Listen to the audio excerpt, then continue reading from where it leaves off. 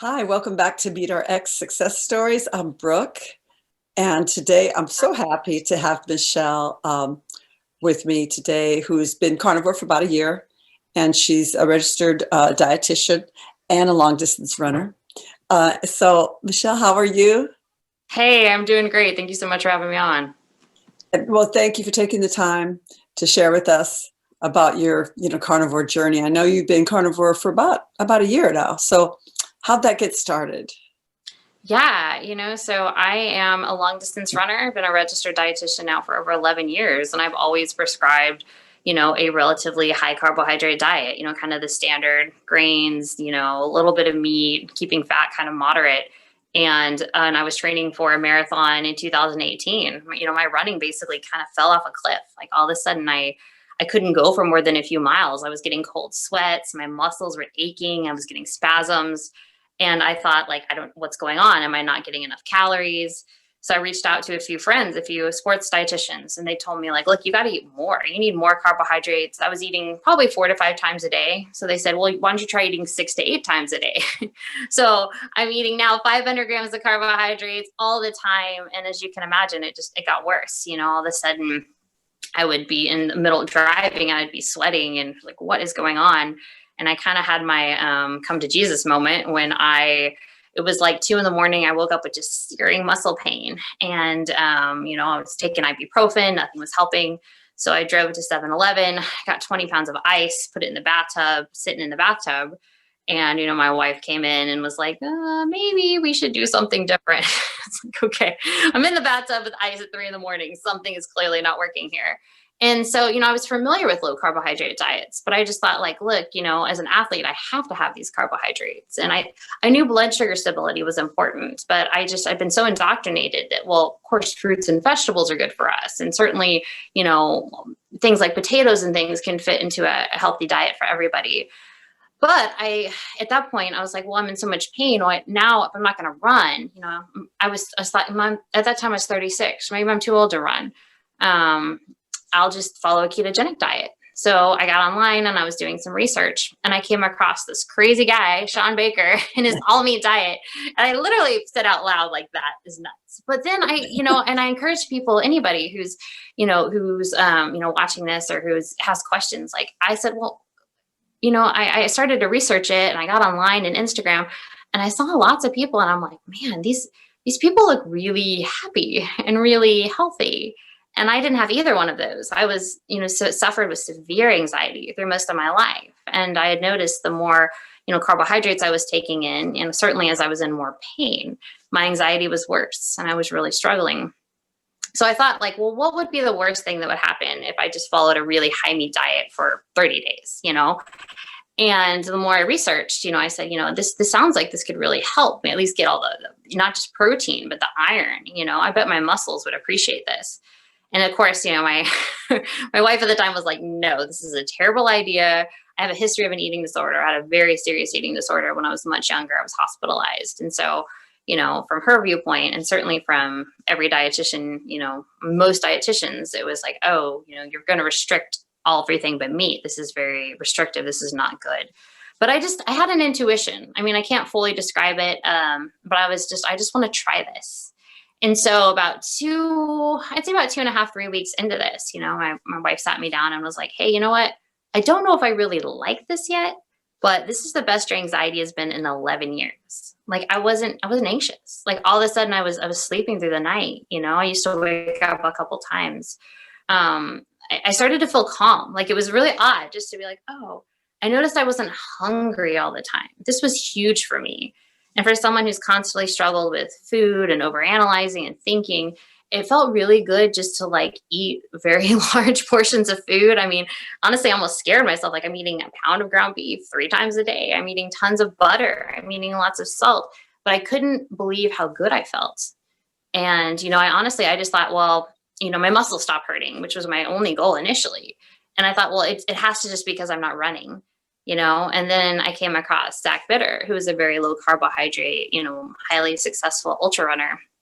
And I got the crazy idea that like, oh, maybe what if I try to run an ultra or poor partner, it's already, anybody shout out to fantastic partners out there. Yeah. Yeah. So I was curious, could I run an ultra or could I run a very long distance on a low carbohydrate diet? So during this transition, you had sort of cut back on running completely? Yeah. Yeah. Initially, when I first started, I wasn't running at all. I didn't run for, probably 2.5, 3 weeks, just nothing. And then when I, was pretty much zero carb to about 25 grams of carbs a day, my mileage was relatively low. I mean, I was running probably between like 30 and 40 miles a week. I mean, I guess it's all relative, but coming from like really heavy mileage, I didn't run a lot initially for sure. So that sounds great. You really just sort of took that month to just sort of experience it and sort of fill up the coffers, so to speak. Yeah, and it was really odd. It was really interesting, and the first week was awful, and it was funny because you have all these people telling you like you're gonna die, and you kind of feel like you're gonna die. Like I had headaches, and I had, I was coming from such a high carbohydrate background. I remember I literally was driving home, and it was just like, oh my god, what am I doing? But once again, I had this intuition, like, hey, you know what? And I'd read about the keto flu, and I'd read that like maybe you don't feel good initially, and if I could redo it, I'd make sure I got plenty of electrolytes. Definitely wasn't doing that very well. Yeah, but I was Just a curious week? that the biggest. Oh, sorry. It was just a week that you were feeling bad, you think? Yeah, just about a week. I didn't feel bad for a very long period of time. And I know some people it can take a couple weeks or even longer.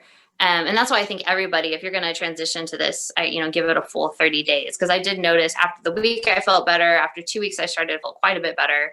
And then beyond that, it was really odd for me to be comfortable, and I remember I was in a meeting, working in the hospital as a dietitian, and my other dietitian looked at me and she's like, I'm starving. It was like 1 o'clock.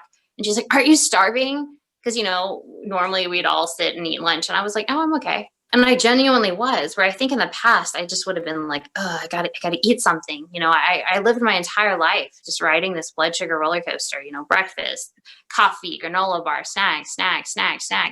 And That I is know that that's such contributed to a my huge anxiety. that's such a huge thing, that not being hangry.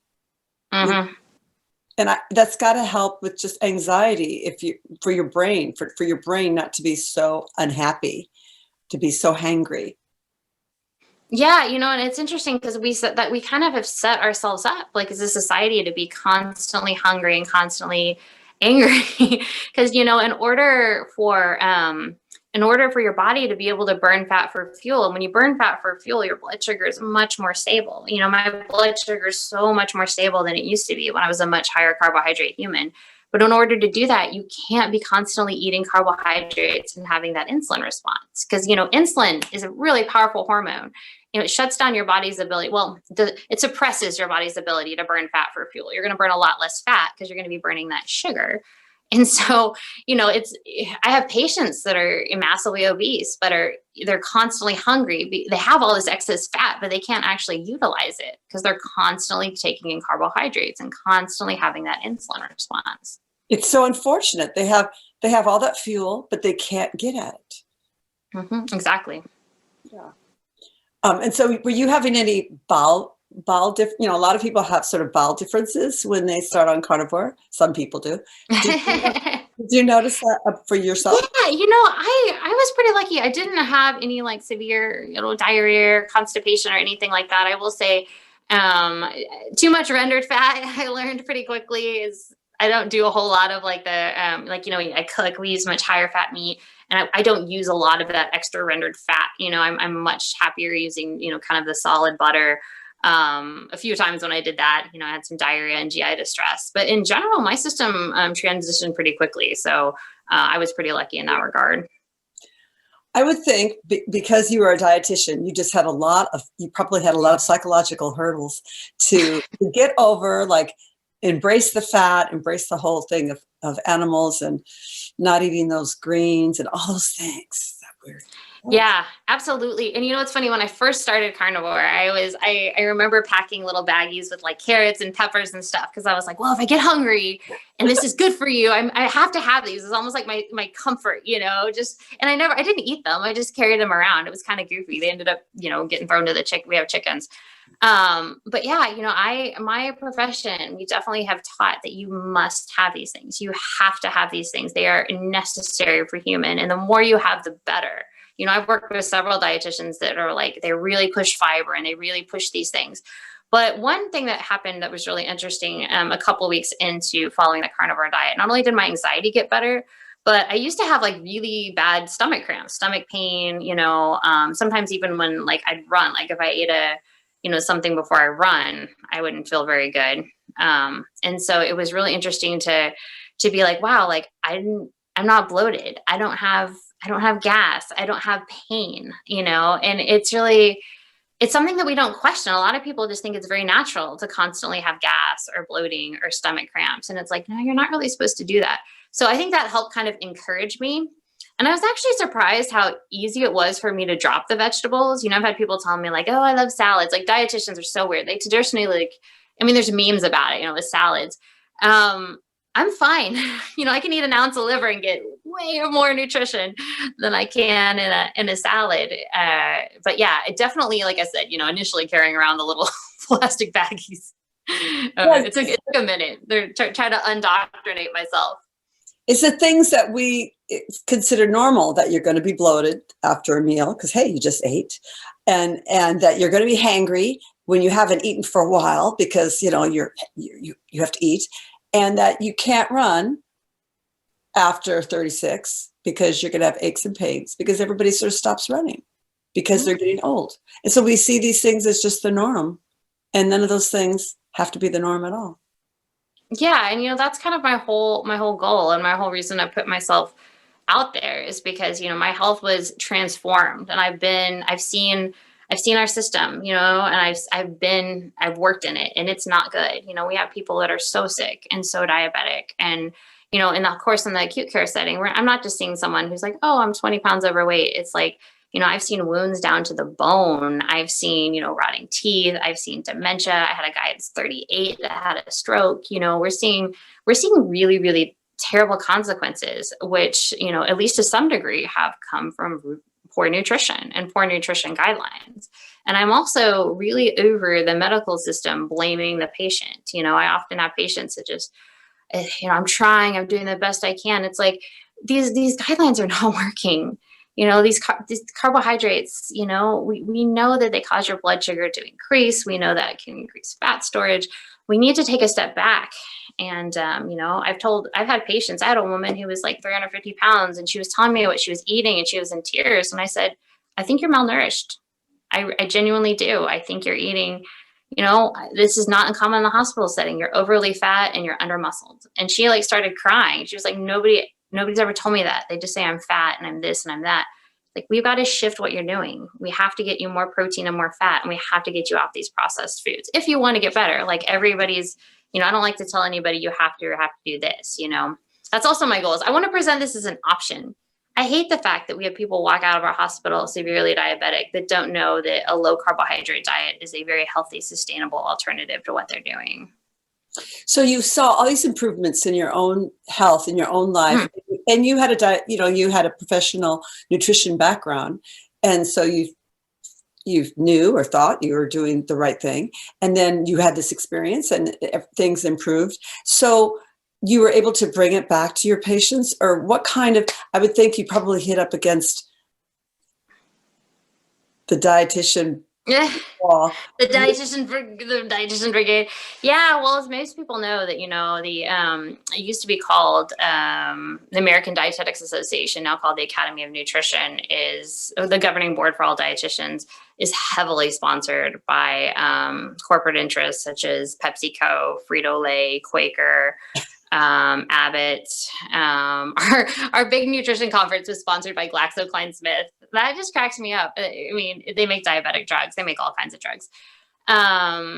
And so, yes, to answer your question, and I actually, you know, every hospital kind of has a standard that this is what we're going to teach our patients. I was told, you have to stay in line. Like, number one, in an acute care setting, the only goal is protein and calories.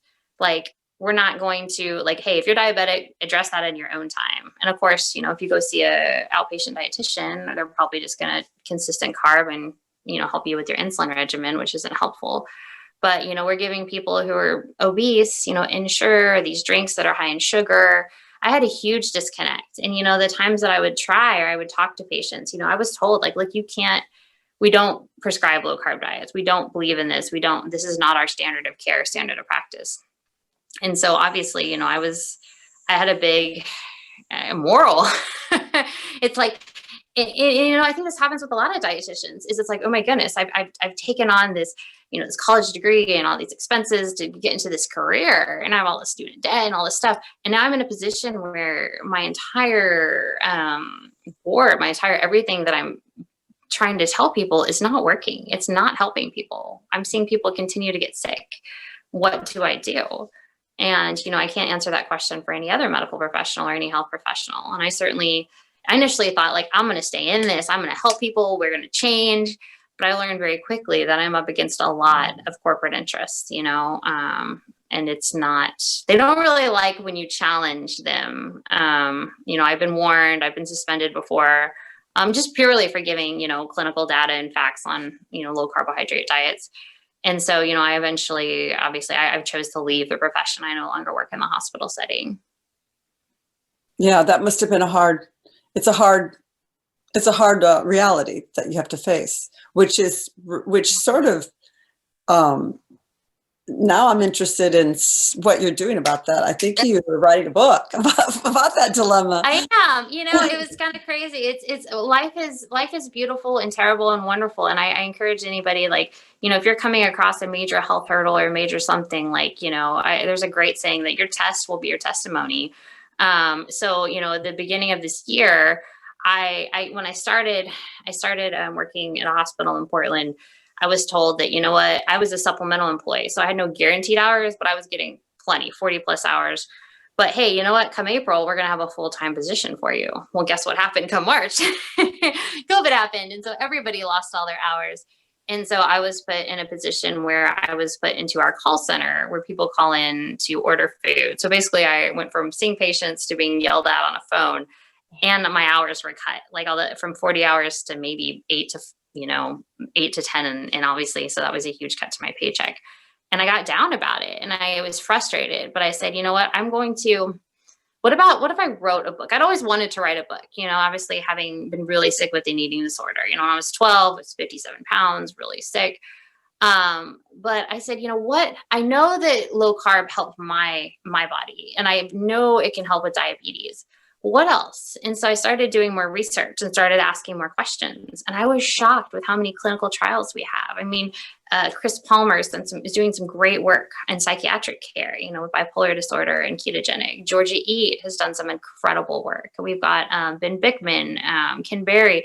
And the more I looked, I was like, this covers a lot of different areas.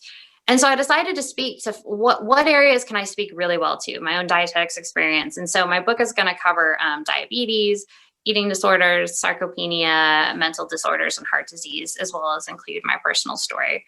And yeah, it's my goal that people just have information. I want it to be real easy to read, not too much science jargon, but also just asking questions, offering people options, offering people hope, because I don't think it's the best thing to keep doing the same things over and over. I don't think just, telling people to eat more healthy whole grains and fruits and vegetables is working, because statistically since 1970, we're eating more whole grains. We're eating 21% more whole grains actually. And we're actually eating more fruits and vegetables than we did. But guess what? We're eating significantly less animal fat. We're eating less beef, less pork, less eggs, more chicken, and about over 100 times more vegetable oils, salad oils and canola oils. So what we're doing isn't working. So I want to offer people, a different option from my own experience. And, hopefully, I'm sure I'll get lots of good feedback from other dietitians and vegans. What's the working title of your book? Oh, it's going to be the Dietitians Dilemma, because that's truly what I had. It's like, oh my gosh, now I have this this information. What do I do with it? How can do I keep doing do I keep clocking in, clocking out, or do I say like, hey, is it more important to stand for what I believe in, or is it more important to just keep going with the flow? And when you would try to talk about a different kind of diet for your, in your clinic or for your patients, what was the direct pushback? Was it like, no, you shouldn't be suggesting so much animal food, or what were they saying? This is not our standard. This is not the Academy of Nutrition standard. The standard is still the MyPlate. The standard is still low fat, minimize saturated fat, less than 10%. Yeah. Yeah, all the stuff we know that just creates problems. Exactly. And so it's interesting because I could even come back and say, okay, I hear you. I hear this is the standard, but what about this data? What about that data? And it would be like, well, when the nutrition guidelines change, or well, all kinds of stuff. And it's like, if we wait for the nutrition guidelines to change, we're going to be dead. It's really locked down. It's really controlled and locked down, and you can't even really look at the patient. No, you're not allowed to step out of the box, and unfortunately, by the time I see most patients, they're so acutely ill, there's not a whole lot that even if they were with it or lucid that I could do. Sometimes you might be able to talk to family members or friends, but also, we're in a healthcare system where, you've got 20 patients, you got to chart half an hour on everybody. You don't have time, it's all about insurance reimbursement. It's not really about patient care. That's right. So back to your own personal health changes. Sure. How was the running? How did the running improve? The running's going really well. It's so crazy. If you had told me like at this time last year, like, hey, look, you're going to be training for an ultra, and when you're done running, you're going to be eating like beef. I'd have been like, you're nuts, because you're so indoctrinated. You eat carbs before. As soon as you're done, you have these carb drinks. But no, it's great. I feel very fortunate. The last 4 weeks, I'm in the very last. I just finished the final push for my big race. So I've been at about 85 miles a week, which is, once again, is more volume than my body's ever handled. And I was told, maybe you're too old to run. No, I'm not too old. I'm just not eating right. My body has recovered really well, I think it has to do with a lot less inflammation. I'm obviously not eating processed foods, but I'm also eating so much protein, tons of fat. And I'm super excited. This past Thursday, Friday, we're recording this on a Sunday. I did 3 hours back to back. So I did a little over 23 mile run, came back the next day, did a 22 mile run. The week before I did a little over 28 mile run, came back the next day, did a 16 mile run. That was unheard of. That is so great. I didn't run a marathon and come back the next day. I mean, recovery on Carnivore is so good for recovery. It's phenomenal. I would not have believed it. And I totally understand that there's people who are watching this and you're like, no way. Like, I would not have believed that either. But having experienced it, and just the less soreness, and like, yeah, I'm human. Like, it's not that I'm not sore at all, or I don't feel my body or whatever. But I would struggle with sleeping, in my high carbohydrate days, just because I was profoundly sore. Where now, I'm doing much better with falling asleep and staying asleep, and just notice the next day that like, oh yeah, I can jog around. After the back-to-back 22, 23, I mean, the next day I, did an easy run, and that would another thing that would have been unheard of, to be able to run fairly consistency 3 days in a row. So share with us what you're actually eating in a regular day. Oh yeah. I'm going to do a YouTube video about it, but I'll give you kind of the rundown. So I am a coffee person. Wake up, some dark roast coffee. I usually just either do a little bit of half and half, sometimes a little bit of butter.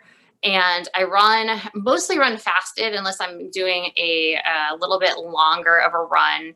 And I'm not going to share with you what I'm using on my runs, because you have to turn into my story, but tune into that. I am using a low carbohydrate product specifically designed for runners. They asked me to advocate for it, but I wanted to make sure I tested it and really liked it, and I do. But yeah, just as far as food goes, coffee, run, come back from running. And especially now that my mileage is about 80 plus, I do get carbohydrates twice a day. So I'll either have a small piece of fruit, like a pear, or a small piece of sourdough. And then I have about 3/4 a pound of a ground beef, usually high fat ground beef, we make our own tallow. So I'll put tallow in there and put a lot of butter. Sometimes this is another thing, the disconnect coming from the dietitian, it's not a tablespoon. It's not a teaspoon. It's a couple, it's a solid, it's a brick. And then I usually have a second cup of coffee. I have 2 cups of coffee. And sometimes I use the one product I love. It's called a Primal coffee creamer. Absolutely love that stuff. It's collagen protein. What's the Primal coffee creamer? So it's collagen protein with some MCT. It's got vanilla flavor, or they have different flavors, but it's 0 carbs, 0 sugar. Interviewed both the guys that made it. Just a really, really good, high fat, high quality product. So I'll blend that in my coffee, for my second cup. So yeah, so breakfast is just either little fruit or bread, massive amount of beef and butter, coffee with the Primal coffee. And then, I don't eat much for a second meal. Sometimes I don't. Most of the time I'll have either a kind of a smaller portion of protein, either some salmon, more beef, tuna. So the second meal is relatively small. The first 2 are large. These are like, punch big meals. Wait, and then dinner. Let me just ask, to be clear. So you have you break fast before you run, or you run? No, I'm sorry. Just coffee before I run. Coffee before the run, and then breakfast. So. Yeah. Yep. And then lunch, smaller, probably 4 to 6 ounces of some type of protein. And then dinner is probably the biggest meal, about a pound, 3/4 a pound to a pound of mostly meat. We do some lamb, we do some pork, but I'd say 90% beef. And then a much larger piece of like a sourdough bread with lots of butter. Once again, a very sometimes shocking amount of butter. And I mean, that's about it. It's not really exciting. I do a lot of water. If I'm going to have any kind of like treat or snack or anything, I know Robert Sykes, who makes the keto bricks, we've chatted, had him on my YouTube. So I have a few keto bricks. I might just rip off a little piece of that and have it as like a dessert. But in general, it's mostly meat, mostly butter. It's pretty, but I love it. I'm very happy. I'm never hungry. I'm not irritable. I feel nourished. I recover well. 2 or 3 times a week, I have an ounce or 2 of liver in the morning with my meat. And that's it. Like, I've had people ask me, like, is there a supplement? Is there something? And I don't know. There's no trick to it. It's people sometimes when you're doing something like ultra running, people are like, oh, what's the secret? Or you're losing weight. What's the secret? It's like, it's not sexy. It's time on task. It's every morning before I go to work, I'm running. It's 37 degrees. I'm running. It's raining in 20. I'm running. It's 100 degrees. I'm running. It's if you want to do anything in life, you just have to every single day. So. I know that feeling. It feels good. It feels good to run. It feels good to get so hungry and then get so satisfied. Mm-hmm. Yeah. Like your name, like your Instagram name, run, eat, meet, repeat. Yeah. And it's funny, when I first created that Instagram, I was just so angry. I was so angry because my health had just been restored. I mean, this was back even in December of 2019. And I was, I remember thinking, like, what if I can get just like 50 or 100 people that are going to follow me and we're going to get real excited about this? I feel full of gratitude and just super blessed that, the following has grown. I have a YouTube. I've been invited onto some podcasts and just, I'm publishing a book. Like I'm really, really excited about that. Nevada Gray, who's at the Paleo Pharmacist, is going to write the foreword. Health coach Kate, who does fantastic graphics, is providing the graphics. Like I am beyond. Like this has been a wild year and a really crazy journey, but I can't tell you how happy and how grateful I am. Meat heals. It does, truly. Yeah, bless the animals. For sure. Yeah. That is a great success story. And I'm so happy that you're covering sarcopenia in your book because it's so huge. It's so huge. Yeah. Sarcopenia is one thing that I don't think people, because I mean, if you say diabetes, most people know what that is. But I've even had some people ask me, like, what is sarcopenia, right? And, sarcopenia is basically muscle wasting and sarcopenic obesity is something I see so much in the hospital. And, what's happening is we kind of have a movement, we do have a movement in our country right now to eat less meat, eat more plants, plant-based. I got an email or a dietitian today, like plant-based nutrition in the healthcare setting, like getting away from meat. And what our elderly population is doing, and a lot of our elderly population is younger people, eat a lot of meat and fat. And now they're getting the message that they can't have meat. If you're on a heart healthy diet in the hospital, we won't let you have beef. You can eat as many carbs as you want. I had a guy order 140 grams of carbs and 70 grams of sugar at a meal. But what they're doing is as opposed to eating meat, they're replacing it with carbs. Oh, I won't have the turkey, but I'll have a roll. Oh, I'll have a peanut butter sandwich for lunch.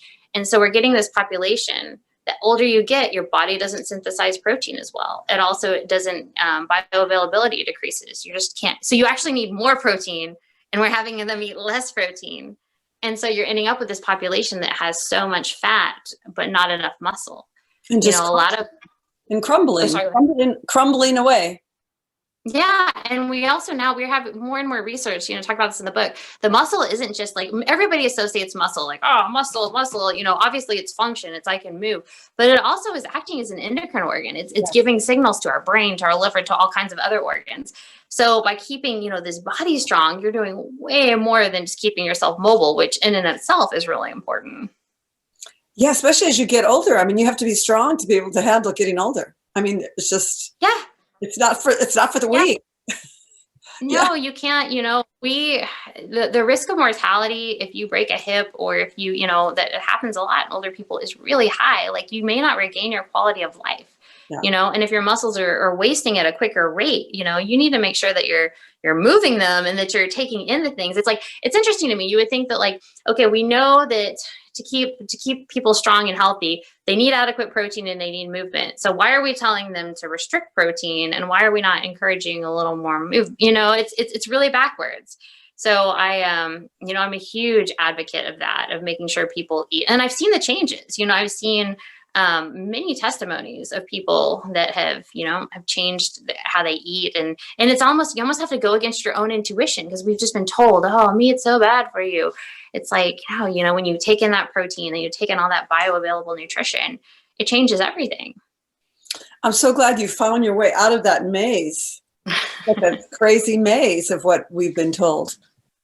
Yeah, and I hope to encourage others too. And I really hope that. And it's interesting. I will tell you, sometimes when I talk to especially younger dietitians, and I'll bring stuff up like this, they'll be like, "Oh yeah, no, I agree," but they're stuck. It's like, but I'm in this system and I don't know what to do. I hear you and I actually agree with you, but I'm not sure. I don't know how to speak out, and I don't know what to do. That is just the saddest thing. Yeah. Well, and we also, I brought this up in. When we were talking with Shawn, is, one of, I think, the biggest misconceptions of nutrition is we've just done a terrible job of showing people, like, just because a product or a food has something, it does not mean your body can absorb that. I'll repeat that like louder for the people in the back.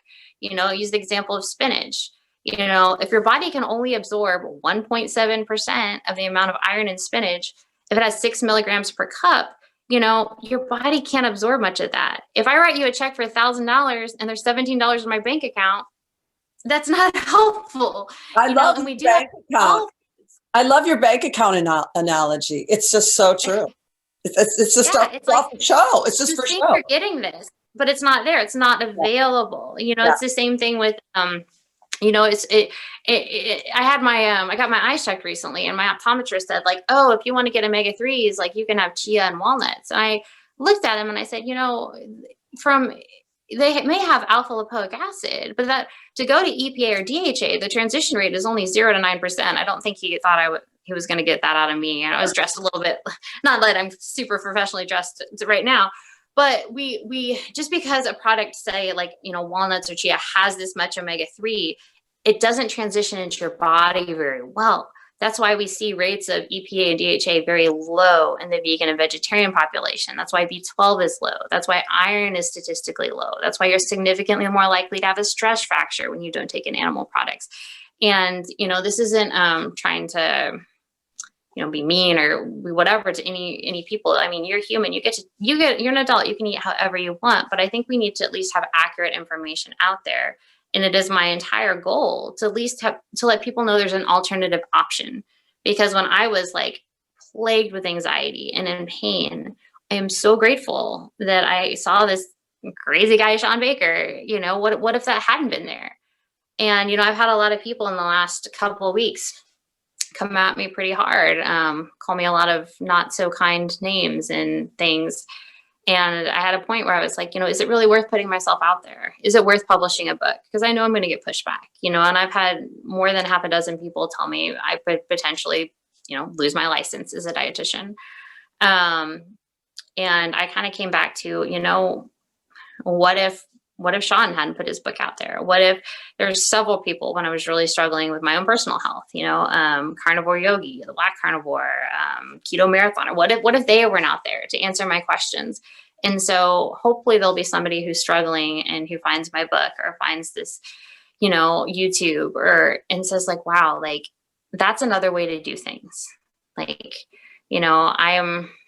I'm still learning, I'm still growing, I'm still changing and evolving. And I always encourage people never to be dogmatic, because your body and your life changes. As someone who's running 80 miles a week, I eat differently than when I wasn't running at all, but I think if everyone can benefit from this foundation of meat and fat. Like, what if we all started there? Where we weren't hangry, where we weren't hungry, where our mind was clear, where, we also know that the brain can participate in neuroplasticity when you give it enough zinc and enough iron and enough minerals. So that's my entire goal. That's what I'm hoping to do in my advocacy. Yes, that sounds good. I mean, what if we all were nutritionally supported? All the things that we could do, all the people we can help. Yeah. Yeah, absolutely. Thank you, Michelle. That's great. It's hand by hand. And thank you. Thank you You're for sharing welcome. this. It's going to, it's all about helping each other. For sure. Thanks for sharing your excellent story. And we'll be watching for the book, and we'll be watching for, race stats. Yeah, I will get that up on my Instagram as soon as it happens. So the date is November 7th. So if you're November 7th between 8 a.m. and 2 p.m. Pacific time, send positive thoughts in the universe for me. I'd appreciate it. Well, thank you. I'm so glad you're in the Carniverse with me. Very happy. Yeah, thank you. I appreciate you having me on. Yeah, thanks. Thanks, Michelle.